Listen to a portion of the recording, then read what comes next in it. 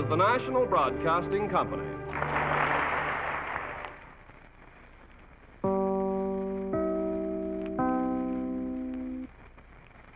"9:30 Eastern Wartime. Your station is WRC in Washington.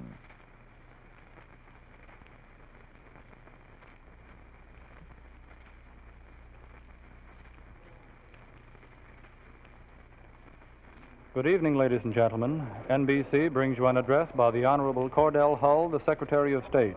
This message from the Secretary was announced last Tuesday at the President's press conference and will outline the United States government's views on what America is fighting for.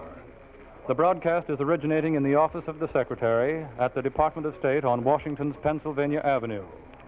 And now, the Secretary of State, the Honorable Cordell Hull. Ladies and gentlemen, the conflict now raging throughout the earth is not a war of nation against nation. It is not a local or regional war, or even a series of such wars.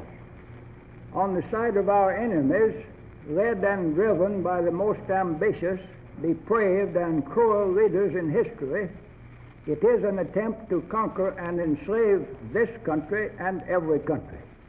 On our side, the side of the United Nations, it is for each of us a life and death struggle for the preservation of our freedom, our homes, our very existence.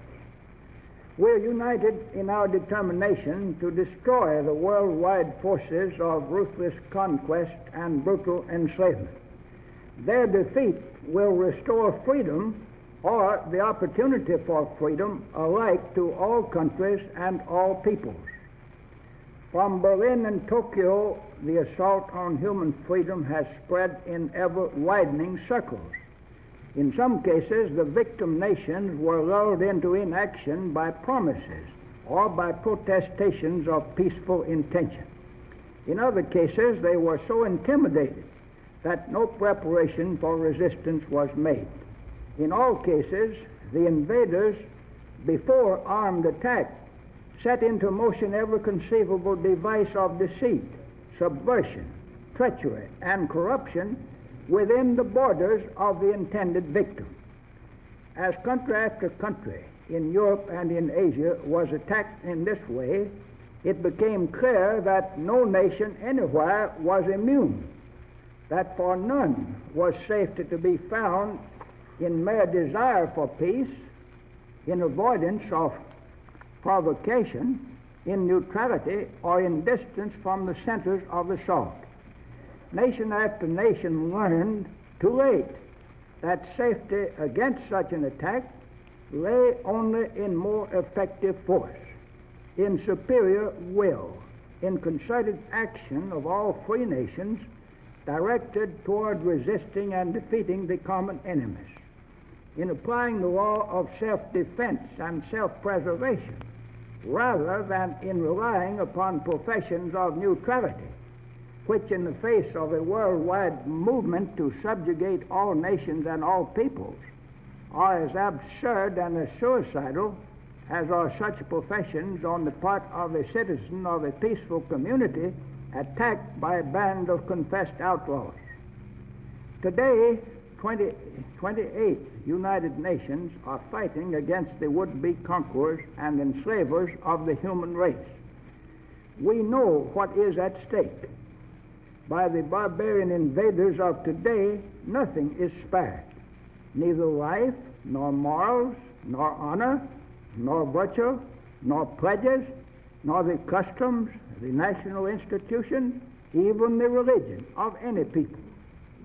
Their aim is to sweep away every vestige of individual and national rights, to substitute the world over their unmistakable tyranny for the ways of life developed, each for itself, by the various nations, to make all mankind subservient to their will, to convert the 2 billions of the earth's inhabitants into abject victims and tools of their insatiable lust for power and dominion. We have seen their work in the countries they have invaded. Murder of defenseless men, women, and children, rape, torture and pillage, mass terrorization, the black system of hostages, starvation and deprivations that beggar description, the most thoroughgoing bondage the world has ever seen. This is the so-called New Order of Hitler and the Japanese warlords, an order as old as slavery, new only in the calculated thoroughness of its cruelty, in the depth of the degradation to which it subjects its victims, in the degree to which it has revived the worst practices of the darkest ages in history. From time immemorial, attempts at conquest and enslavement have checked and harried the great onward march of men and women towards greater freedom and higher levels of civilized existence. The methods employed have been the same as those which we witness today. Ruthless, ambitious men would succeed in corrupting, coercing, or deceiving into blind obedience enough servile followers to attack or terrify peaceful and law-abiding peoples, too often unprepared to resist. In a few instances, whole civilizations collapsed under the impact, and darkness descended on large portions of the world. More often, the attacks were, at great cost, defeated, and mankind resumed its onward march. Yet, throughout the ages, two lessons have remained unlearned. The first is that man's innate striving for freedom cannot be extinguished. Since the world began, too many men have fought, suffered, and died for freedom, and not in vain, for doubt to remain on that score. And yet, over and over again, would-be conquerors and enslavers of mankind have sought to translate their mad dreams of barbarous domination into reality. The second lesson is that liberty is truly won only when it is guarded by the same watchfulness, the same courage, the same willingness to fight for it, which first secured it. Repeatedly throughout history, free men, having won the fight, having acquired precious rights and privileges which freedom brings, have dropped their guard, relaxed their vigilance, taken their freedom for granted. They have busied themselves with many things and have not noticed the beginnings of new tyrannies, the rise of new threats to liberty. They have become so abhorrent of force and cruelty that they have believed the bully and the gangster could be reformed by reason and justice, or be defeated by passive resistance. And so they have been surprised and unprepared when the attacks have come again. It is perhaps too much to expect that tyrants will ever learn that man's longing for liberty cannot be destroyed. Dreams of conquest have their roots in diseased mentality, and that malady may well be ineradicable.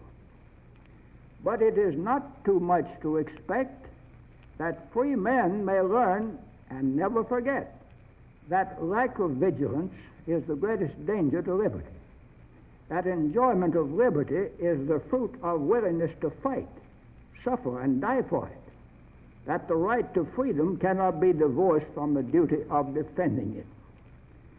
This latest assault on human freedom is, in a profound sense, a searching test for nations and for individuals. There is no surer way for men and for nations to show themselves unworthy of liberty than by supine submission and refusal to fight, to render more difficult the task of those who are fighting for the preservation of human freedom, unless it be to align themselves freely and voluntarily with the destroyers of liberty. There is no surer way for men and for nations to show themselves worthy of liberty than to fight for its preservation in any way that is open to them against those who would destroy it for all. In the plans of the new tyrants of the East and of the West, there is no freedom or hope for anyone. If there be some people who believe that they can expect from Hitler or the Japanese warlords greater measure of freedom or of opportunity for freedom than they now possess, They need only look at the firing squads in Poland, Czechoslovakia, Norway, France, Yugoslavia, at the concentration camps in Germany and Austria. They need only see the degradation of the forced laborers torn from every occupied country. They can learn the fraudulent quality of that brand of freedom from the Chinese in Nanking, from the Filipinos in Manila, from the inhabitants of the East Indies. There is no chance for liberty for any people anywhere save through the victory of the free peoples. Never did a greater duty to fight against its foes devolve upon all peoples who prize liberty and all who aspire to it. Never was there such an opportunity for every people as have the people of the Philippines to demonstrate its fitness both for the rights and the responsibilities of freedom, and through proof given of its fitness, to create an overwhelming sentiment in every country of the world in support of its striving for liberty. We Americans are fighting today because we have been attacked. We are fighting, as I have said, to preserve our very existence. We and the other free peoples are forced into a desperate fight because we did not learn the lessons of which I have spoken. We are forced to fight because we ignored the simple but fundamental fact that the price of peace and of the preservation of right and freedom among nations is the acceptance of international responsibility.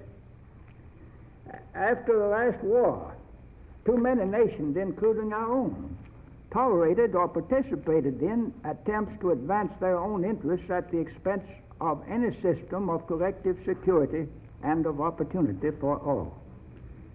Too many of us were blind to the evils which, thus loosed, created growing cancers within and among nations, political suspicions and hatred, the race of armaments, first stealthy and then the subject of flagrant boasts, economic nationalism and its train of depression and misery, and finally the emergence from their dark places of the looters and thugs who found their opportunity in disorder and disaster.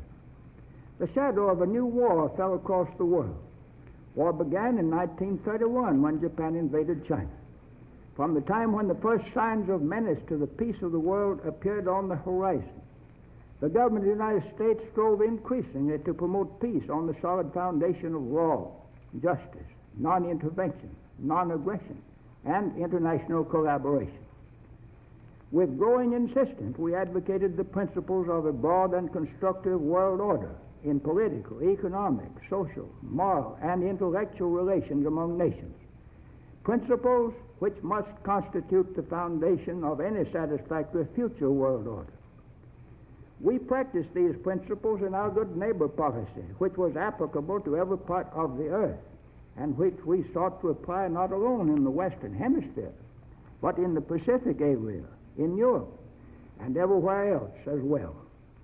When hostilities broke out and wars were declared, our government made every honorable and feasible effort to prevent spread of the conflicts and to safeguard this country against being drawn into war. But danger increased all around us. Peaceful, unoffending countries, one after another, were brought under the heel of the invader, both in Europe and in Asia. Hitler and the Japanese warlords, by their acts and their official declarations, have made it plain that the purpose of the Japanese is to conquer and dominate virtually one half of the world with one half of its population, while Hitler's purpose is first to conquer continental Europe, and then to seize the British Isles and through control of the British fleet to dominate the seven seas. Events have demonstrated beyond question that each of the Axis powers was bent on unlimited conquest. As time went on, it became manifest that the United States and the whole Western Hemisphere were ultimate targets. Conclusive proof was given by the international desperados themselves through the publication on September 27, 1940, of the Tripartite Pact. By that treaty of alliance, Germany, Japan, and Italy, in effect, agreed that if any country not then at war with one of them placed obstacles in the way of the program of conquest of any of them, the three would unite in political, military, and economic action against that country.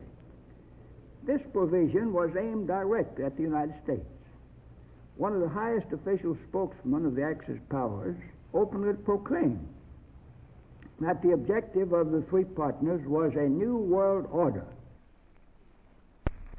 to be achieved by force. Finally, a realization that these plans and purposes created a state of imminent and acute danger to all remaining peaceful countries, especially to those of the Western Hemisphere, forced us to face the all-important question as to when and where the peaceful nations, including ours, should begin to resist the movements of military aggression in order to make such resistance most effective.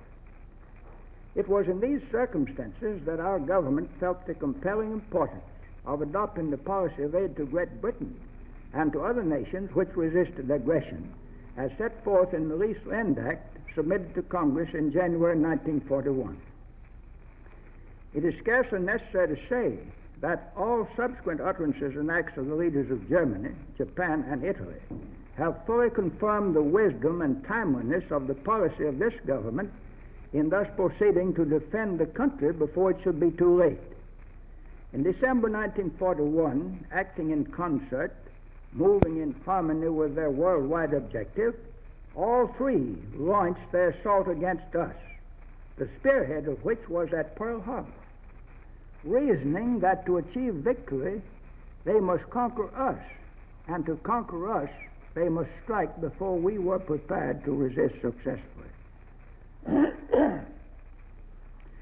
When they made this concerted attack against us, the warlords of Japan and Germany must have believed that at the root of our sincere and strong desire for peace lay a lack of will and of capacity to rise in unity of purpose and to pour all our strength and energy into the battle. They have since begun to run better at Wake and at Midway, at Bataan and at Corregidor, in the streets of Makassar and in the Coral Sea, from the sky over Tokyo itself, again at Midway, on and over every ocean of the world, traversed by our air fleets and our naval and merchant vessels, on every battlefield of the world, increasingly supplied with our war materials. They will have final and conclusive answer from our expanding armies, navies, and air forces, operating side by side with our valiant allies and backed by our nationwide industrial power and the courage, the determination, and the ingenuity of our people. That answer is being forged in the fighting spirit which now pervades the people of this country in the will to victory of the United Nations.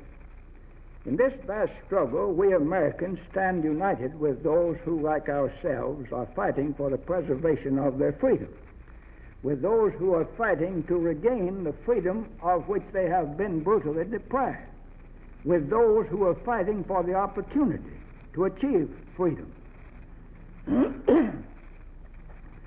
We have always believed, and we believe today, that all peoples, without distinction of race, color, or religion, who are prepared and willing to accept the responsibilities of liberty, are entitled to its enjoyment.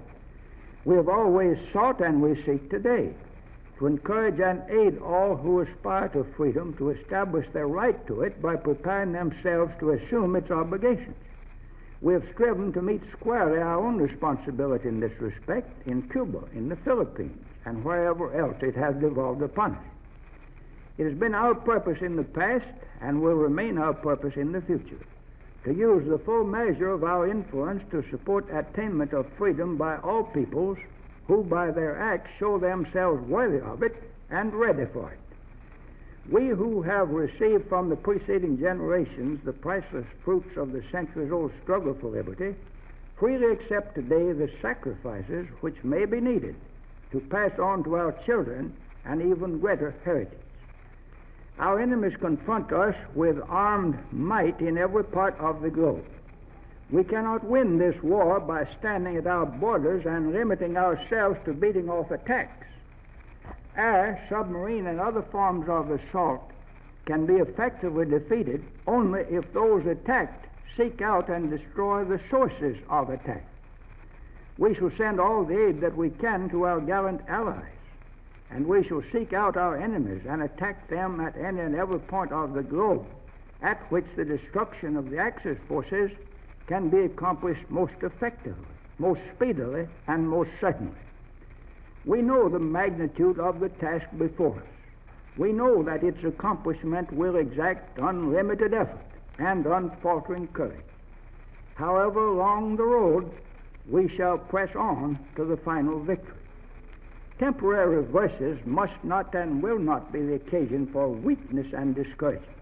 On the contrary, they are the signal for all true soldiers and patriots to strike back all the harder with that superb resolution which never yields to force or threat of force. Fighting as we are in self-defense, in self-preservation, we must make certain the defeat and destruction of the world-invading forces of Hitler and the Japanese warlords. To do this, our people and the peoples of every one of the 28 United Nations must make up their minds to sacrifice time and substance and life itself to an extent unprecedented in past history. International desperados, like individual bandits, will not abandon outlawry voluntarily. They will only be stopped by force. With victory achieved, our first concern must be for those whose sufferings have been almost beyond endurance. When the armies of our enemies are beaten, the people of many countries will be starving and without means of procuring food, homeless and without means of building shelter, their fields scorched, their cattle slaughtered, their tools gone, their factories and mines destroyed, their roads and transports wrecked. Unknown millions will be far from their homes, prisoners of war, inmates of concentration camps, forced laborers in alien lands, refugees from battle, from cruelty, from starvation. Disease and danger of disease will lurk everywhere. In some countries, confusion and chaos will follow the cessation of hostilities. Victory must be followed by swift and effective action to meet these pressing needs. At the same time, all countries, those which will need relief and those more fortunate, will be faced with the immediate problems of transition from war to peace. War production must be transformed into production for the peace times of mankind, peace needs of mankind. In some countries, the physical ravages of war must be repaired. In others, agriculture must be reestablished. In all countries, returning soldiers must find places in the work of peace. There will be enormous deficiencies of many kinds of goods. All countries, including ours, will need an immense volume of production. There will therefore exist vast opportunities for useful employment. The termination of the war effort will release, for use in peaceful pursuits, the aspirations and energies of youth, technical experience, and in many industries, ample plants and abundance of tools. The compelling demands of war are revealing how great a supply of goods can be produced for national defense. The needs of peace should be no less compelling, though some of the means of meeting them must be different. Toward meeting these ends, each and every nation should intensively direct its efforts to the creation of an abundance for peacetime life. This can only be achieved by a combination of the efforts of individuals, the efforts of groups, and the efforts of nations. Governments can and must help to focus the energies by encouraging, coordinating, and aiding the efforts of individuals and groups. During this period of transition, the United States must continue to act in the spirit of cooperation which now underlies their war effort. To supplement and make more effective the action of countries individually in reestablishing public order, in providing swift relief, in meeting the manifold problems of readjustment. Beyond these, there will lie before all countries the great constructive task of building human freedom and Christian morality on firmer and broader foundations than ever before. This task, too, will of necessity call for both national and international action. Within each nation, liberty under law is an essential requirement of progress. The spirit of liberty when deeply embedded in the minds and hearts of the people, is the most powerful remedy for racial animosities, religious intolerance, ignorance, and all the other evils which prevent men from uniting in a brotherhood of truly civilized existence. It inspires men to acquisition of knowledge and understanding. It is the only real foundation of political and social stability. Liberty is more than a matter of political rights, indispensable as those rights are.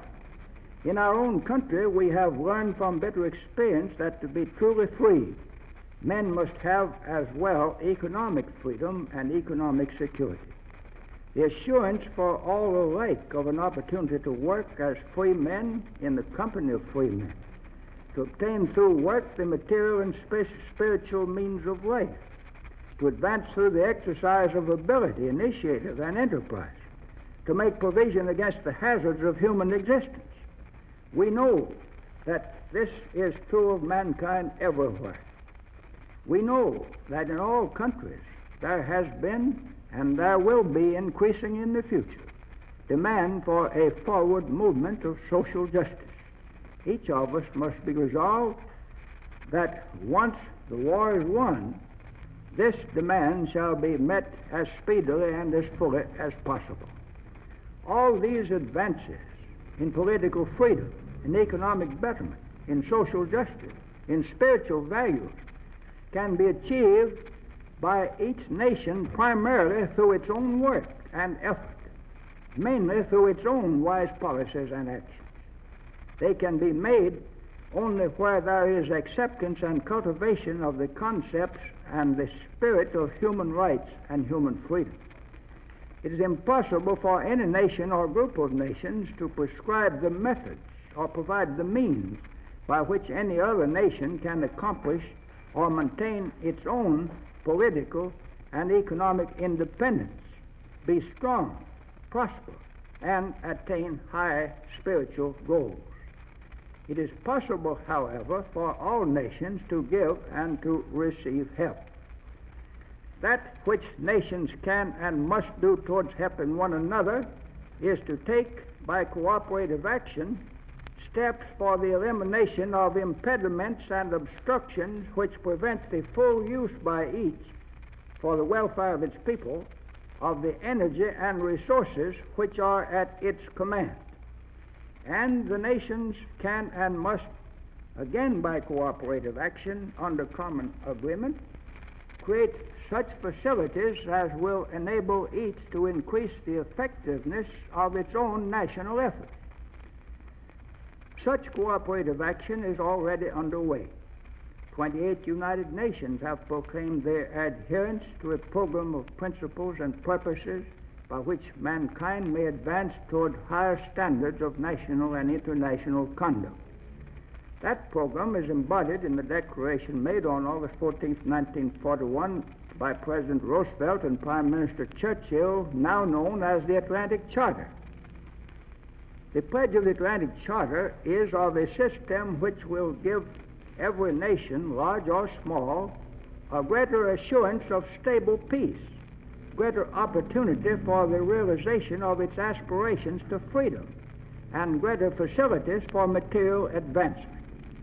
But that pledge implies an obligation for each nation to demonstrate its capacity for stable and progressive government, to fulfill scrupulously its established duties to other nations, to settle its international differences and disputes by none but peaceful methods, and to make its full contribution to the maintenance of enduring peace. For decades, all nations have lived in the shadow of threatened coercion or war. This has imposed heavy burdens of armament, which in the cases of many nations has absorbed so large a part of their production effort as to leave the remainder of their resources inadequate for maintaining, let alone improving, the economic, social, and cultural standards of their people. Closely related to this has been a burden less obvious but of immense weight, the inevitable limitation that fear of war imposes on productive activity. Many men Groups of men and even nations have dared not plan, create, or increase the means of production, fearing lest war come and their efforts thus be rendered vain. No nation can make satisfactory progress while its citizens are in the grip of constant fear of external attack or interference.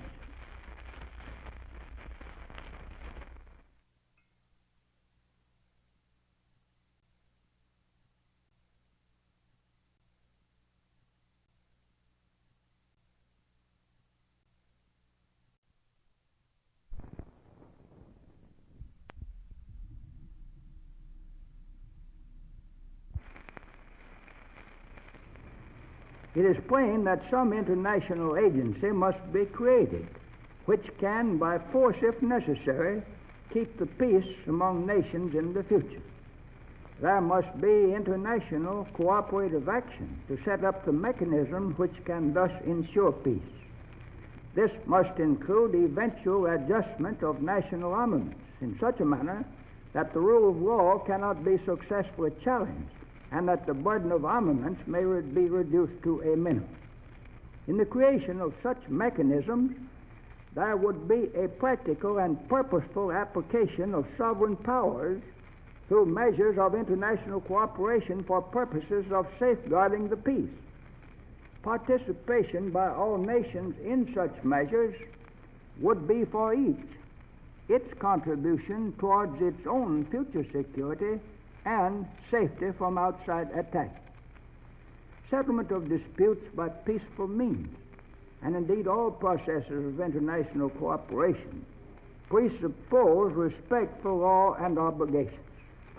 It is plain that one of the institutions which must be established and be given vitality is an international court of justice. It is equally clear that in the process of reestablishing international order, the United Nations must exercise surveillance over aggressor nations until such time as the latter demonstrate their willingness and ability to live at peace with other nations. How long such surveillance will need to continue must depend upon the rapidity with which the peoples of Germany, Japan, Italy, and their satellites give convincing proof that they have repudiated and abandoned the monstrous philosophy of superior race and conquest by force, and have embraced loyally the basic principles of peaceful processes. During the formative period of the world organization, interruption by these aggressors must, of course, be rendered impossible. One of the greatest of all obstacles which in the past have impeded human progress and afforded breeding grounds for dictators has been extreme nationalism. All will agree that nationalism and its spirit are essential to the healthy and normal political and economic life of a people. But when policies of nationalism, political, economic, social, and moral, are carried to such extremes as to exclude and prevent necessary policies of international cooperation, they become dangerous and deadly. Nationalism run riot between the last war and this war, defeated all attempts to carry out indispensable measures of international economic and political action, encouraged and facilitated the rise of dictators, and drove the world straight toward the present war. During this period, narrow and short-sighted nationalism found its most virulent expression in the economic field. It prevented goods and services from flowing in volume at all adequate from nation to nation, and thus severely hampered the work of production, distribution, and consumption, and greatly retarded efforts for social betterment. No nation can make satisfactory progress when it is deprived by its own action or by the action of others of the immeasurable benefits of international exchange of goods and services. The Atlantic Charter declares the right of all nations to access on equal terms to the trade and to the raw materials of the world, which are needed for their economic prosperity. This is essential if the legitimate and growing demand for the greatest practicable measure of stable employment is to be met, accompanied by rising standards of living. If the actual and potential losses resulting from limitations on economic activity are to be eliminated, a system must be provided by which this can be assured. In order to accomplish this and to establish among the nations a circle of mutual benefit, excessive trade barriers of the many different kinds must be reduced, and practices which impose injuries on others and divert trade from its natural economic course must be avoided. Equally plain is the need for making national currencies once more freely exchangeable for each other at stable rates of exchange, for a system of financial relations so devised that materials can be produced and ways may be found of moving them where there are markets created by human need, for machinery through which capital may, for the development of the world's resources and for the stabilization of economic activity, move on equitable terms from financially stronger to financially weaker countries. There may be need for some special trade arrangement and for international agreements to handle difficult surplus problems and to meet situations in special areas. These are only some of the things that nations can attempt to do as continuous discussion and experience instruct their judgment.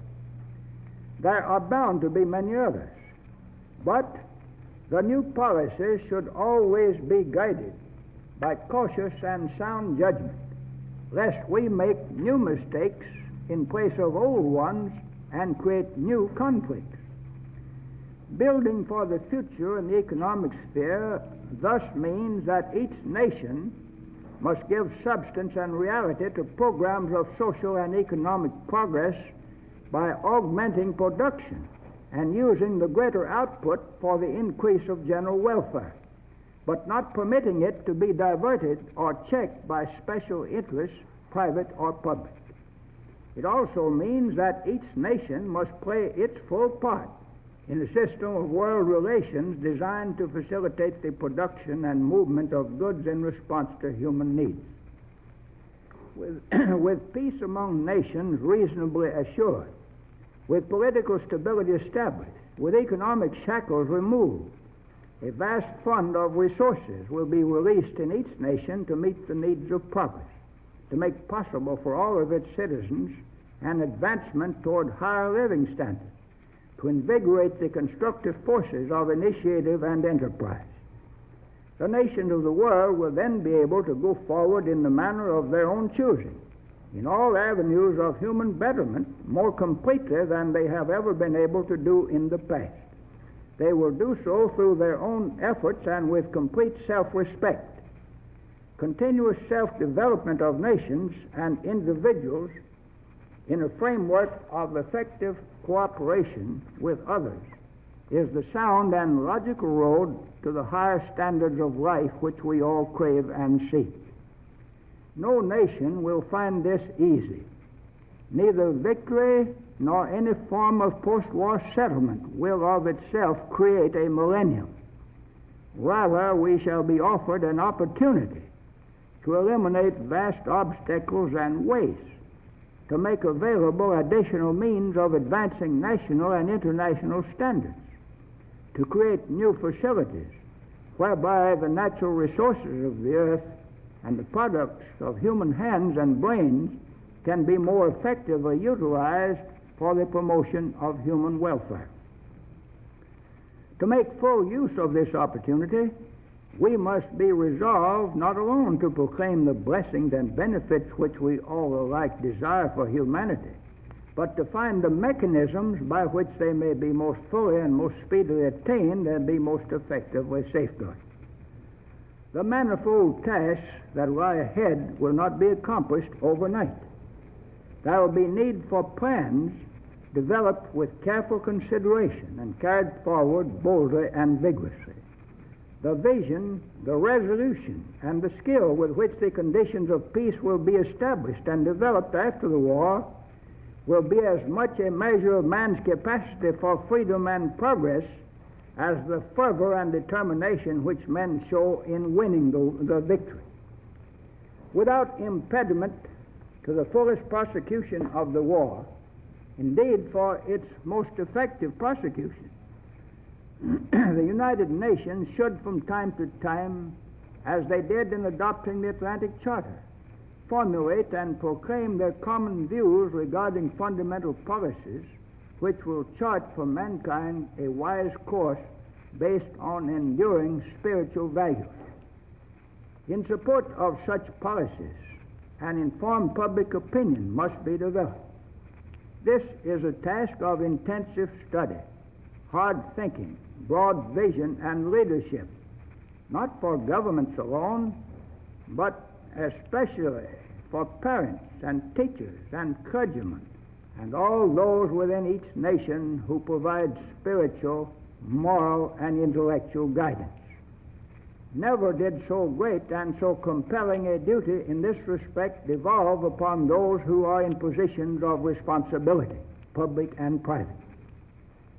For the immediate present, the all-important issue is that of winning the war. Winning it as soon as possible and winning it decisively. Into that we must put our utmost effort, now and every day, until victory is won. A bitter armed attack on human freedom has aroused mankind to new heights of courage, determination, and moral strength. It has evoked a spirit of work, sacrifice, and cooperative effort. With that strength and with that spirit, we shall win. Ladies and gentlemen, you have just heard the Honorable Cordell Hull, Secretary of State, whose address concerned what America is fighting for. Mr. Hull spoke to you from his office in the Department of State in Washington.